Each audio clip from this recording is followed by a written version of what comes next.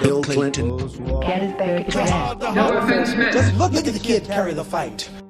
Hi, I'm Erik Singer. Erik is still a dialect coach who cannot stop talking about linguistics. Today we're going to look at some idiolects. An idiolect is one individual person's way of speaking. So we're going to look at some actors playing real people. Let's look at some clips. Jamie Foxx, Ray Charles. Making a record is business, and find the best business deal that you can. Now, can you match it?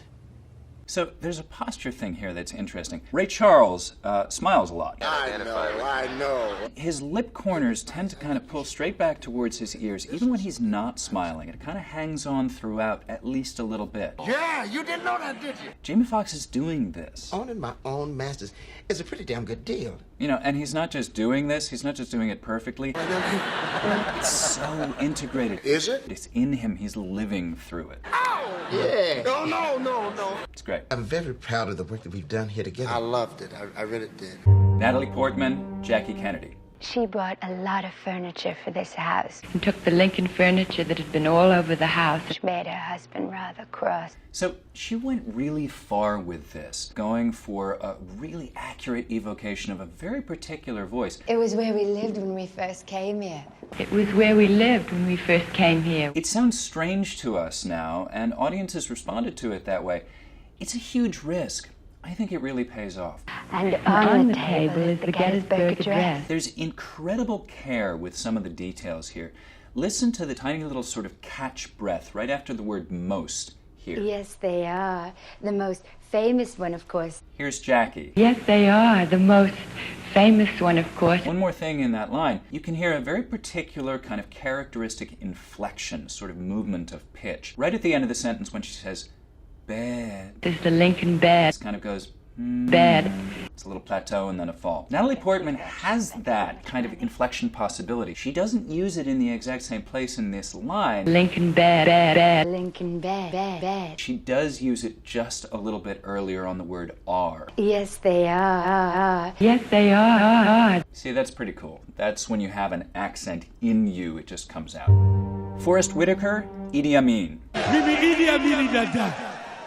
And I want to promise you, this will be a government of action. Forrest Whitaker prepped for a long time to get Idi Amin's Ugandan English, and it's really good. What will be the future of Uganda? It will be like this in Uganda now. The people are looking at this. Just to pick two details out, that vowel sound in a word like first. I never eat a food until my soldiers have eaten fast. Where it moves all the way forward in the mouth with a kind of a cupped tongue, so you get fast. Fast. He's perfect on that. Okay, so there's a great little thing that he's doing too, which is absolutely accurate, which is he puts a little extra vowel sound in a couple of places.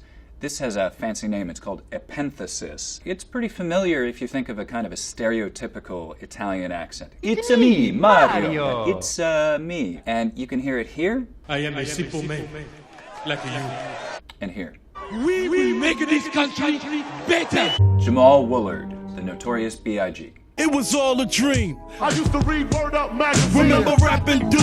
The hard. Every Saturday, rap attack, Mr. Magic Molly Mall. So Woolard is from the same part of Brooklyn that Biggie was, and that helps a lot. But he worked really hard to get this down, and for the most part, he does a really amazing job. Especially considering he had to rap like Biggie as well as speak like him. Choosing all that. Come step into me, that's when you take your fall at. If I were going to quibble, I'd say, What if I don't make it? He uses a little bit too much muscularity and detail, especially in his speech as opposed to his rapping. Tom, your ass stop talking shit. Here's Biggie. I ain't gonna lie, at one point the music was more important. There's a kind of an ease, a flow, a slowness almost in a lot of the articulation. It's a lot easier that way. Woolard really uses his lips a lot to make sounds. Nah, D-Rock, my gun, my bitch. And Biggie's lower lip mostly remains kind of down. It's all good though. And even out a little. I ain't tripping. About half of Americans make their S sounds with their tongue tip down, and about half make their S sounds with their tongue tip up. Take a second. Which do you do? Biggie. Smoking weed and bamboo, sipping on private stock. Tongue tip down. So I just stay more on the business side of everything. Woolard. Live from Bedford-Stuyvesant. Tongue tip up. I ain't never saw that gun before. I make my S's with my tongue tip up. If I'd been doing them with my tongue tipped down my whole life, it would probably sound pretty similar. Since I haven't practiced it a lot, though, it doesn't sound quite the same. Son. Son. Stay. Son. You should try to get them to sound exactly the same, because why not? Cool party trick. Ben Kingsley, Gandhi. 100,000 Englishmen simply cannot control 350 million Indians if those Indians refuse to cooperate. So Gandhi's accent actually changed throughout his life, and Ben Kingsley's accent as Gandhi changes through the film. It goes from being much more British. Let us begin by being clear about General Smuts' new law. To sounding much more stereotypically Indian. It would have been very uncivil of me to let you make such a long trip for nothing. It's not a stereotype, though. It's really accurate. One of the things that is a common feature for most Indian languages and Indian accented English are retroflex consonants. Retroflex means curling back, and the tongue is actually curling back like that. It's flexing back, so retroflex. Civil resistor. The function of a civil resistor Provoke response. is to provoke response. Continue to provoke. And we will continue to provoke until they respond or they change the law. You can hear those retroflex sounds all through those words. Kingsley? If we obtain our freedom by murder and bloodshed, I want no part of it. Gandhi. Everything around me is ever changing. It's incredible, right? Amazing. Brilliance. Oh my God, it's so good. Michael Fassbender, Steve Jobs. 2 days ago, we ran a Super Bowl ad that could have won the Oscar for Best Short Film. So Fassbender has said that he wasn't actually going for any kind of imitation of Steve Jobs. Don't start with me, man. And it's not a perfect match, but You. it gets really close. And it has turned out insanely great. This is so good. Less so, but still pretty good. Remember, he's not even an American. No. He's an Irishman. There's a really subtle kind of drawn-out S sound that Jobs had. And it eats 8088s for breakfast. What are you guys saying? Breakfast. You say. Another thing Fassbender gets is that kind of slight nasality on sounds. Apple's history. Synthesizer sampling fast enough. Ashton Kutcher. Why do they buy an Apple? Because it's got bravado. Played a younger Steve Jobs. We gotta put in the hours. It's a process of taking very centralized things. How bad are you saying? It's pretty bad. Get out. Yeah, we could, but... Get your shit and get out. No. That was bad. Everything. You're done. Will Smith, Muhammad Ali. Man, I done told you I'm through fighting. Not my intention to hurt nobody. I got a much bigger contender. This is why I say he's an ignorant man. A much heavier opponent. I'm fighting the entire U.S. government. Well, I just think this is amazing. You know, when you think of all the time that Will Smith had to put into his physicality, his body, and learning to box, and you see how much of the boxing he's actually doing in this film. It's incredible that he had time to fit in dialect work. Ali comes out to meet Frazier. But Frazier starts to retreat. If Joe goes back an inch farther, he'll wind up in a ringside seat. He worked really, really hard with an expert coach, and the results are incredible. Ali swings with his left. Ali swings with the right. Just look at the kid carry the fight. I love the way he has the rhythms and the cadence and the pitch of Ali. Frazier keeps backing. But there's not enough room. It's only a matter of time before Ali lowers the boom. The way he lengthens a lot of those final N and M sounds. Because he can't start counting till Frazier comes down. And here's Ali. Frazier's still rising, but the referee wears a frown. Sean Penn, Harvey Milk. So why then am I homosexual? If I'm abducted by role models, and no offense meant. But if it were true that children mimic their teachers, teachers are going to affect you as role models. We'd have a hell of a lot more nuns running around. So this is great. I just want to pick out one thing, which is cool. The vowel sound in a word like force. National Gay Force! So it's got a very kind of New York or. Force! Or. And force is the lexical set word we use to describe this vowel, and we actually hear the word force, which is cool. Force! And you can hear Harvey Milk himself doing it here in the words abortions. Income taxes going for senior citizens, abortion, and so forth. And so forth, forth, over, and income tax is no good. Twice in one phrase. Alec Baldwin. Donald Trump. God, I'm loving this press conference. It's good to be with you. I respect the press. I have great respect for the news. Let's take another question from the press. Right, so this is a comedy impression. Baldwin's made a lot of really sharp observations. We stopped giving them because you were overrated. We were getting quite a bit of inaccurate news, fake news. And of course, he's turned the dial up on them. He's exaggerated the features. We have a kind of a trumpeted out lip shape, which Trump really does, and he does it more. Listen, That was locker room talk. nothing compared to what Bill Bill Clinton Clinton has done. Far worse. Okay. Minor words, and his was action. But there are subtle things that he's doing as well. Things that he's doing with the vocal quality. Something about the rhythm that's really cool. I've turned over all my businesses to my 2 sons, My 2 sons, Beavis and Butthead. who are right here. They're here today. Can we get a shot of them? Trump has a habit of lengthening out some sounds The greatest Jobs producer. and really shortening up some others. I'm going to work very hard on that. So there's a lot of contrast. Okay, this press conference is over. Baldwin does it really well. Thank you all for peeing here. For pissing here. For being here.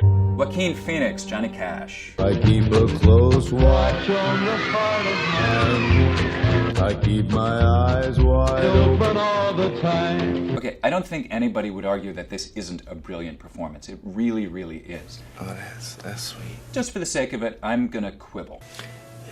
There's one tiny little sound that you can hear in Johnny Cash's accent, which is a wh sound for WH words like when and whistle. Listen to it in Folsom Prison Blues. And I ain't seen the sunshine since I don't know when I hear that whistle blowing. Here's Phoenix's version of the same song, in which he just uses a regular old wh sound. I don't know when I hear that whistle blowing. So you might say that this is a tiny thing. When whistle. And it is. It's a totally tiny thing. And again, I don't want to take anything away from this performance.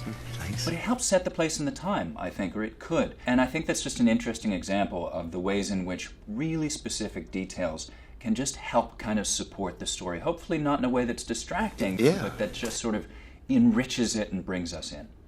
John Wayne, Genghis Khan. I share your taste in women, Target Tie, but not in blood. Like I said in the last episode, the let this happen. Farewell, Tartar woman. Meryl Streep, Julia Child. That's exactly the sort of thing that I'm very interested in learning how to do. So in other words, learn how to make sugar syrup. She sounds just like the real Julia Child. Unsliced sandwich bread. So much butter. Stops your heart just to look at it. Whack it off. It just seems to be a pure emanation of the person herself. I'm already utter bliss today. It's not just every single technical aspect, the range, the inflections, the accent, the mouth shape. I do know how to boil an egg. The egg can be your best friend. In this case, I think we get something of the sense of Julia's sort of forthright flamboyance. We're having a cheese and wine party. Bonjour! On the French chef. Joie de vivre, joy in life. From this voice. Dear Avis, that was a mistake. Thought I was speaking French to you. Wait, what? You want Naomi Watts as Princess Diana? That's what we need, isn't it? You got it. It's almost as if he doesn't know who I am. One of the things that happens in Diana's accent is that vowel sounds that for me are diphthongs, they get smoothed in the direction of being one single vowel quality. So instead of I, we have something like ah. If you want him to smile, smile. And instead of oh, we have something like Choices. Listen to So Follow and Don't Know from Naomi Watts here. So you followed him. Oh, I don't know. She moves in that direction, but her lips still want to move. Listen to Naomi Watts doing Buying Time and 5. We're buying time, putting 2 and 2 together and making 5. So those price vowels aren't smoothed at all. This is a detail, but it's one that I really would have liked to see. Bloody irritating. Really would have helped conjure the character and the time and place and social class for me. Denzel Washington, Malcolm X. Now the house Negro, he lived in the house. He lived right up next to his master. Either in the basement or up in the attic. Let's just talk about the vocal quality here. Stuff that you're doing really in the throat, right at the level of the vocal folds themselves. The house Negro could afford to do that because he lived better than the field Negro. He dressed pretty good, he ate pretty good, what the master left him. Which sort of come together like this to make voice. He's got kind of a gap and a little rubbing there, so we get that slightly hoarse breathiness. If the master got sick, he said, "What's the matter, boss? We sick?" He's found a way to do it that sounds a lot like Malcolm X. He loved his master. I say he loved his master better than the master loved himself. Cate Blanchett, Bob Dylan. You know, we all have our own definitions of all those words. There'd be no music without the words. That's all I ever do is,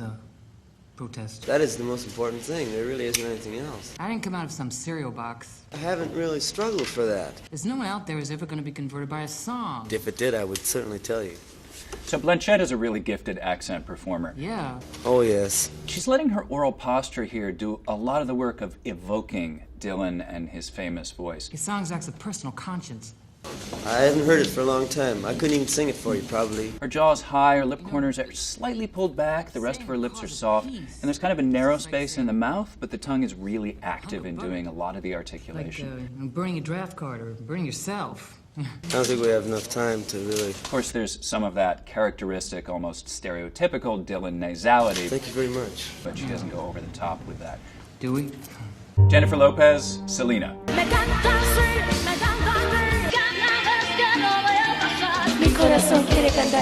Yeah, so I'd imagine this is almost certainly a case of little prep time and inadequate, probably little to no support. Yeah. The thing is, it doesn't seem to be a clear choice. No, of course not. I'm not sure if Lopez is going for Selena, if she's going for just a touch of a Texan accent. So you can hear a pin-pen merger, pronouncing pin and pin about the same, in the word fence. Just like, we'll put up a wood fence in the front. Pronounced like fence. Fence. Way back when.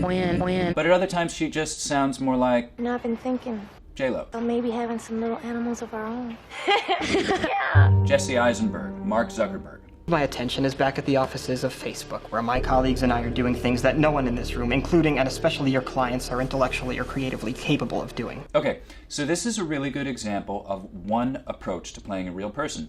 Don't do them. No. Eisenberg isn't going for a dead-on impression of Mark Zuckerberg. No. This is what Mark Zuckerberg sounds like. When you put that information in your profile that you bought a scarf, that's something that your friends might find interesting, right? No. He is nevertheless evoking the character or his interpretation of the character through his speech. That is really good. That's really good. It's very precise kind of articulation, very rapid with a tongue tip. This is a man whose mind works really quickly. You have part of my attention. You have the minimum amount. Who's very precise. Everything is sort of going over in there. Just kind of ridiculous. It's all about ideas. It's not about relationships. I think it's probably a little bit of both. But, right. I mean, he doesn't suffer fools. No. Like, ever. At all. And that was it. That's awesome. It's raining. Ewan McGregor, Alec Guinness. Hello there. Yeah, okay, I know we're cheating here. Obi-Wan Kenobi wasn't a real person. Oh, I don't think so. But Alec Guinness was. He can go about his business. And this is so iconic that when Ewan McGregor took over the role of playing Obi-Wan Kenobi... Oh, this is going to be easy. He had to find a way to do a convincing, younger version of Alec Guinness. I have a bad feeling about this. I think he does an amazing job. In my experience, there's no such thing as luck. Thought of the particular vocal quality that Alec Guinness had as Obi-Wan Kenobi. A more wretched hive of scum and villainy. Sort of coming from opening up the pharynx. Millions of voices suddenly cried out in terror. Sort of stretching open the throat wide. Were suddenly silenced. And you can hear a lot of that as a younger version of it. I do hope he doesn't try anything foolish. In Ewan McGregor's version. I was beginning to wonder if you'd got my message. These are not your droids. Daniel Day-Lewis, Abraham Lincoln. I am the President of the United States of America, clothed in immense power. We don't have any recordings of Abraham Lincoln, but his voice was described by contemporaries, and they described it as being surprisingly high-pitched, kind of reedy, and even whiny. And what wouldn't those numberless fathers have given to be able to say to their sons as I now say to mine. So Daniel Day-Lewis constructed something around the character that we know as Lincoln and some of these really famous, really familiar words. Do you imagine he'll forgive us if we continue to stifle this very natural ambition? So the questions are basically, does it serve the story? Does it feel like the character? Is it specific? Does it draw us in? Is it integrated? It's true because it works. What do you think? Did it feel like a full three-dimensional real person? I think yes. But I have to say, it has been done better. Party on, dudes! Michelle Williams, Marilyn Monroe. I'll be playing Grushenka. I want to be the best actress I can be. So this really strongly evokes Marilyn Monroe without necessarily going for that dead-on evocation. I'm considering it. Very important to me. She has that characteristic breathiness. I like it a lot. Oh, yes, very much. A lot of the accent sounds really good. Sure. I don't know. There's one particular thing, she may not have been going for this at all, but she doesn't quite have that sort of little girl tonality that Marilyn Monroe developed. Well, how do you know how to answer that since they misinterpret that? That comes from a lot of subtle shifts inside the vocal tracks. Yes, it is. But a lot of it comes from the way she sort of holds her tongue forward in her mouth. You can hear it here. Happy to be back. I'm happy to be back. That sort of very forward tongue position. Let's say I sleep in nothing but Yardley's lavender. But it's a different suit. Johnny Depp, Whitey Bulger. You were just saying could get you buried. All right, let's talk about T's and D's again. You got 2 minutes. This is really interesting because he uses a particular part of the front of his tongue again, and it's a lot of the front of his tongue. It's kind of the tip and some of the blade of the tongue. That's so. Sort of like this. That's $20,000 for you to not do the hit. It's not really close to the teeth the way we might expect for a New York or most Boston accents. Did you marinate the steak? But it is right for Bulger. Listen to Whitey Bulger. That's what they said, something, I don't know. I forget what they said. Somebody threw my name in the mix. And here again is Depp. Take the money, keep your mouth shut about what you just heard. It's best you're not involved. Take the money, take the money. Take the money. So this is a little speculative, but you notice the way he presses that tongue tip in quite hard and lets a lot of pressure build up behind it. To me, that almost suggests something about this psychopath. You gotta tell me that. Who has all this violence, but it's pent up until it explodes. Let's look at that T sound again. Take the money, take the money. Take the money. Now, does somebody who uses a sound like that automatically have a lot of rage inside them, and does it mean they're a psychopath? No, of course not. That's not the way accents work. But it might contribute something to that impression. And how does he plan to achieve that? Even if it's just letting the actor feel like there's something going on inside that's controlled and then released. That's 2 minutes. Angela Bassett, Tina Turner. We always do it nice. All right, here's something really cool about this. This is kind of funny because I'm not actually talking about Bassett's vocal performance. Every now and then, I think you might like to hear something from us. Something you need. Something maybe rough. I'm going to say something about what she's doing when she's singing. It's actually Tina Turner. She sings all of her own stuff. But Bassett obviously is performing it, and she's really, really figured out exactly how Tina Turner sang. Working for the man every night and day. Working for the man every night and day. Watch her lips when you see this. Watch the way they sort of trumpet out like this. Rolling on a river. And here's Tina Turner. Rolling on a river. So it wouldn't have sounded like Tina Turner's voice was coming out of Angela Bassett's body if she hadn't gotten that detail right. Kevin Spacey, Christopher Walken. Trick or treat, smell my feet, give me something good to eat. If you don't, oh no, I don't care. I'll pull down your underwear. Right, so again, this is a party trick impersonation. It's not supposed to do anything other than make us laugh and go, wow, yeah, that's him. That's really good. You know, the AFI, it's an award. He's a talented impressionist. I think he does a great job. You'd be damned if any slope's gonna put the greasy yellow hands on his boy's birthright. It's like the Tony, which I'm up for. He takes that one Walken inflection. Crazy. Crazy. And just repeats it over and over and over again. Ward. Wow. Up for. It's fun to do, and it gets a laugh, so why not keep doing it? Cuba Gooding Jr., O.J. Simpson. Well, I won't be wearing these much longer. Oh, that was something. Bobby, have a good night, huh? So, Cuba Gooding Jr. took a lot of heat for not sounding like O.J. This... That I did not, and could not, and would not commit this crime. Doesn't sound like this. I did not, could not, and would not have committed this crime. And that's okay. It's totally cool. It's a conscious artistic choice made by Cuba Gooding Jr. and the director, probably, not to try to do an evocation of O.J.'s speech patterns. He worked a lot on the physicality and, of course, on the essence, the soul, the spirit of the guy, but they left that part of it out. They ask me every week, Dad. They ask me, Dad. Maybe because they thought it would distract in some way from the story. How much longer? How much longer? Does it work for you? Well, it's a subjective judgment. Just want this trial to be over. You make the call. Thank you, Your Honor. Two other actors in this same piece are doing much more to kind of pick up the real speech patterns of the people they're playing. John Travolta playing Robert Shapiro. Any time that I take on a new criminal case, I wanted to hire the best forensic people in the world. I always ask the client a question. Is your qualification statement incomplete in that regard? And Kenneth Choi playing Judge Lance Ito. What tape excerpts are appropriate for the jury? I know that you've made a commitment. Would ever suppress any information. To see this matter through. Diana Ross, Billie Holiday. Hush now, don't explain. So Diana Ross isn't really doing anything when she's speaking to evoke Billie Holiday. I love you too. But she really is when she sings. Mama may have, Papa may have. That particular tonal quality that Billie Holiday had Bless the child. comes from a lot of very, very, very subtle and complex positioning of the muscles in the throat. For the rain together.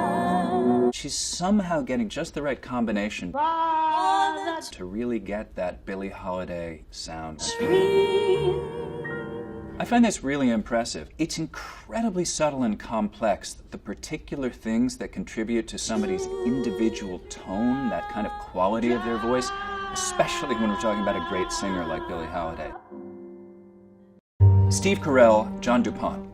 Do you have any idea who I am? So I think Carell has done something really interesting here. Do you have any idea why I asked you to come here today? He's taken some very specific, accurate observations about DuPont's actual accent. You can hear a bit of DuPont speaking here. Hi, my name is John DuPont. Welcome to Foxcatcher Farms. He's got a lot of the accent, a lot of the vowel sounds, a lot of the oral posture. His mouth kind of stays open all the time throughout. His lip corner's a little pulled back. And he has those hesitations, those weird long pauses. Has many aspects. It feels like Carell has slightly heightened all of those things. No. Oh, you're right. Oh, no. Although this is just speculation. Yes, I do. For me, the effect is of kind of heightening the sense of the character's loneliness. David.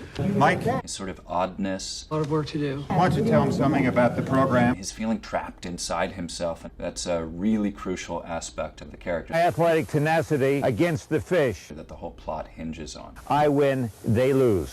Don Cheadle, Miles Davis. I'm a Gemini, so I'm two people anyway. I was born modal, this and that. If you watch the last installment, I kind of gave Don Cheadle a hard time about his Cockney accent in Ocean's 11. Hang on, are you accusing me of booby trapping? You had one job to do. It gives me great pleasure to be able to say that this is just fantastic. That vocal quality that Davis had, you might think it's easy, you just kind of go raspy like that. Man, you ain't no Walter Cronkite. I ignore the critics.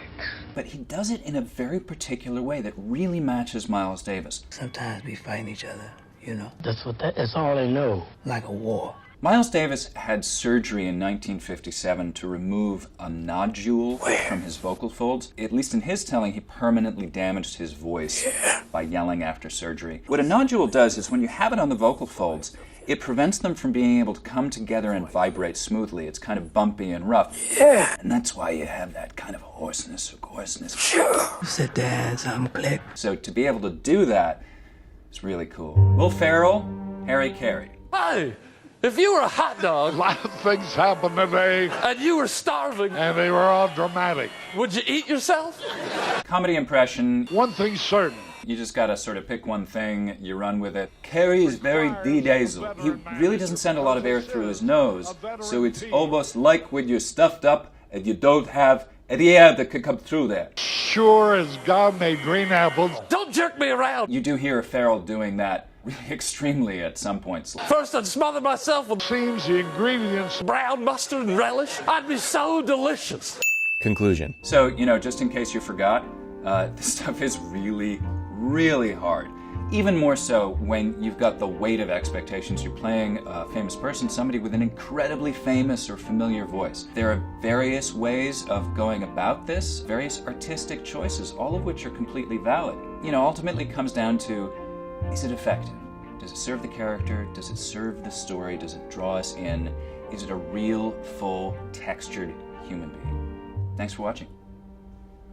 That'll do it. That's a wrap.